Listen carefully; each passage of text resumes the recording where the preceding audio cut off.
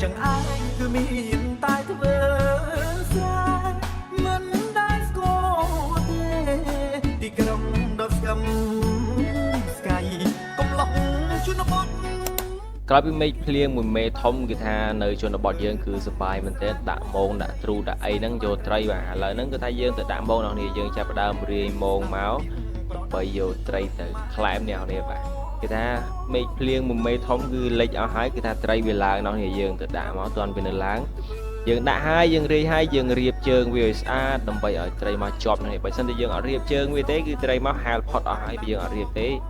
បាទបន្ទាប់ពីយើងរៀបជើងហើយគឺថាព្រឹកឡើងទៅមើលនៅនេះឃើញបាទសតតែត្រីមានគ្រប់ដល់នេះមិនថាត្រីកញ្ចុះត្រីម្ដែងត្រីក្រាច់អីយោនៅស្រុកស្រែឆ្ងាញ់អស់ទាស់អ្នកនេះអើយអាំងក៏បានជៀនក៏បានជាមួយនឹងទឹកជ្រលក់ក្តៅអីបាយកកក៏បានដែរនេះឆ្ងាញ់ណាស់បាទឥឡូវយើងទៅមើលមកកន្លែងទៀតគេថាអូយសតតែត្រីបាទដាក់តាណាកញ្ចុះដល់នេះព្រោះត្រីវាឡើងខែហ្នឹងត្រីវាឡើងផ្ទាន់ទឹកភ្លៀងអញ្ចឹងបែកទឹកច្រើនទៅវាឡើងនោះនេះ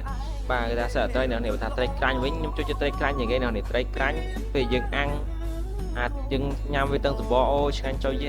មានអីប្រៀបបានទេជាដោះទាស់បាទសត្វត្រី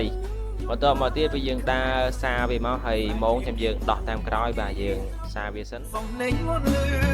lang phình cùng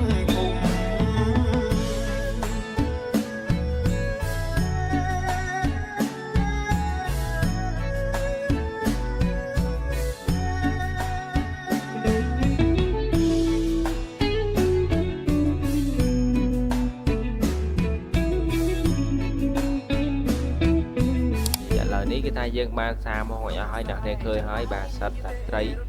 មកងាកនឹងអាំងឈៀវជាក់អីវិញជាដល់តោះបាទកនយើងបាទគឺថាប៉ុណ្ណេះគឺល្មមហើយបានហើយមកល្ងាចអីចឹងណាបាទហើយវីដេអូរបស់យើងក៏មានតែប៉ុណ្្នឹងដែរអ្នកនេះបាទយើងនៅស្រុកស្រែអញ្ចឹងមានបង្ហាញអីក្រៅពីត្រីស្រុកស្រែចកាយទេបាទអរគុណច្រើនអ្នកនេះ